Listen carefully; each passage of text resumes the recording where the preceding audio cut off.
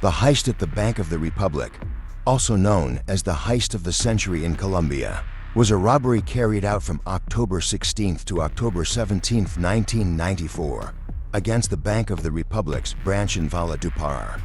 In this historic event, the robbers took a staggering 24.07 billion pesos, 33 million United States dollars.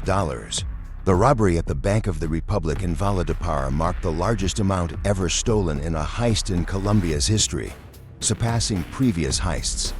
These included the August 11, 1973 heist in Cartagena de Indias, which saw 41 million pesos stolen, the April 25, 1977 heist in Pasto for 82 million pesos, and the November 5, 1991 robbery of Caja Agraria in Bogotá, with 4 billion pesos stolen. Following the robbery, the Bank of the Republic identified the stolen bills by their serial numbers and denominations. These bills had not yet been circulated among the public prior to the robbery, and therefore immediately lost their value. The bank published a list of the series ranges of the stolen bills, which were humorously nicknamed Vallenato bills. The plan to rob the Bank of the Republic in Valledupar was devised 8 months before it was executed, beginning in June 1994, 3 months before the heist, led by Benigno Suarez Rincon and commanded by Alexander Flores Salcedo. Lieutenant Juan Carlos Carrillo Pina and Jaime Bonilla Esquivel were recruited to execute the heist, gathering information on the bank's security measures. Bonilla and police lieutenants Juan Carlos Carrillo Pina and Cesar Augusto Barrera Cachedo met at Plaza Alfonso Lopez in Valledupar to finalize the details of the heist. Bonilla asked Lieutenant Juan Carlos Carrillo Pina for specific details about the Bank of the Republic building in Valledupar and the security scheme protecting it. 20 days later, Carrillo delivered the information on the security scheme to Bonilla. Ilkin Sousa, the heist's main financier, purchased welding equipment in Canada for $22,000 and paid for the training of 3 of the robbers in Bogotá to operate the equipment and breach the vault. Days before the heist began, on October 13, 1994, the robbers sent to sophisticated welding machines, tools, and several oxygen tanks from Cali to Valledupar to break through the bank vault's security systems. On October 15th, Bonilla met again with Lieutenant Carrillo at noon in Valledupar. Later, another meeting was held at 6 p.m., attended by Bonilla, Carrillo, and Sub-Lieutenant Veron, where Bonilla detailed that the robbery would occur the next day, Sunday, October 16th. It is unclear whether the heist was already in progress, with Bonilla attempting to mislead the 2 officers. Bonilla assigned Lieutenants Carrillo and Barrera and Sub-Lieutenant Veron to patrol the bank's surroundings on Sunday and early Monday morning. He specified that if the bank alarm was triggered and other officers arrived to check, they were to say routine maintenance was being conducted inside. Bonilla provided the officers with radios, and Sub-Lieutenant Veron was instructed to move his patrol car 10 meters to facilitate the truck's entry into the bank without alerting other police officers. Bonilla ordered the team of 14 robbers, led by aliases Camilo, El Chema, and El Pana, to spend the night in the mattress store Colchaflex, owned by Oshale Echeverri Lopez, to whom they offered 50 million pesos. The heist began on Sunday, October 16, 1994, at 6 a.m. on the eve of a holiday weekend.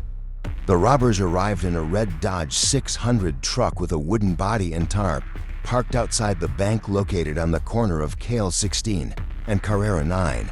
They claimed to be there to repair the building's air conditioning system. Several men entered the bank. An hour later, they opened the garage door and brought the truck inside.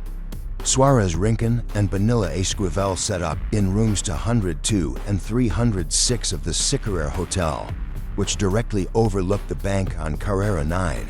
From there, they coordinated the heist using radios. Just before 6:15 a.m., the truck stalled while entering the building, captured on security video.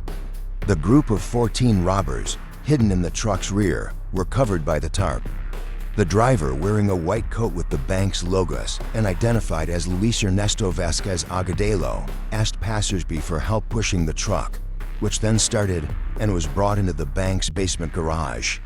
Lieutenants Carrillo, Barrera, and Veron watched the truck enter the bank and began their patrols around the area.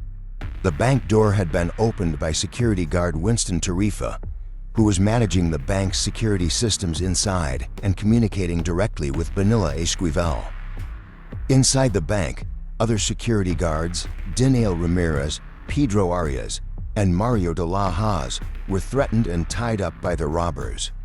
The robbers took approximately 1 hour to disable the alarms and set up the welding equipment, which included 23 oxygen bottles, 17 of 60 pounds and 6 of 40, and acetylene bottle, over 35 meters of three-phase cable, to air compressors, an air extractor, a mallet, surgical gloves, a crowbar, screwdrivers, pliers, wrenches, and black plastic covers.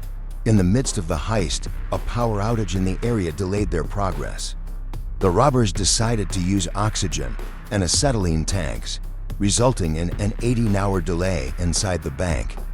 With this equipment, they broke a pipe in a bathroom adjacent to the vault, connected a hose to cool the area, and used a blowtorch to break through the vault's armored door. They then accessed the auxiliary door before reaching the main vault, holding the money, a total of 29 billion pesos. After almost 21 hours, security footage captured the robbers leaving at 2:51 a.m. on October 17th. They had managed to take 24.7 billion pesos in denominations of 2,000, 5,000, and 10,000 pesos, weighing around 3.8 tons. 6 billion pesos in smaller denominations were left behind because the truck was full. Inside the bank, Winston Tarifa, the guard in the control room, was tied up with fake explosives made of broomsticks covered with clay, simulating dynamite, and handcuffed to the staircase railing.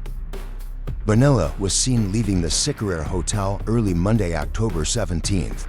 Once outside the bank, the robbers headed to Colchaflex, where they transferred the money to De Beer trucks. Of the 24 billion pesos, 4 billion were reportedly lost while being transported from Valledupar to other regions.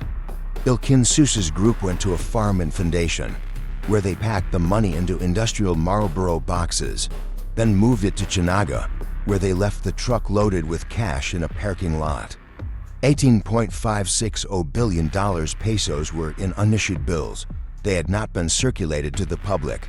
3.7 billion pesos were in new bills known series, and 1.81 billion pesos were in bills already in circulation. At 2 p.m. on the holiday Monday, October 17th, one of the guards, Pedro Arias, managed to free himself and alerted the police outside. On October 26, 1994, the Bank of the Republic's board authorized banks to reimburse small amounts of bills for people who unknowingly received stolen bills. This measure was adopted after a meeting between the central bank and various Colombian financial regulatory bodies. To launder the stolen money, the robbers exchanged the stolen denominations for others in legal circulation. Some bills were even sold at a discount. In other cases, robbers and accomplices erased 1 or 2 serial numbers to keep the money circulating. On October 17, 1995, authorities reported conducting 180 raids, detaining about 90 people, with 45 implicated, and recovering nearly 2 billion pesos. The Bank of the Republic had exchanged about 7 billion pesos in stolen denominations, but 8 billion pesos remained missing.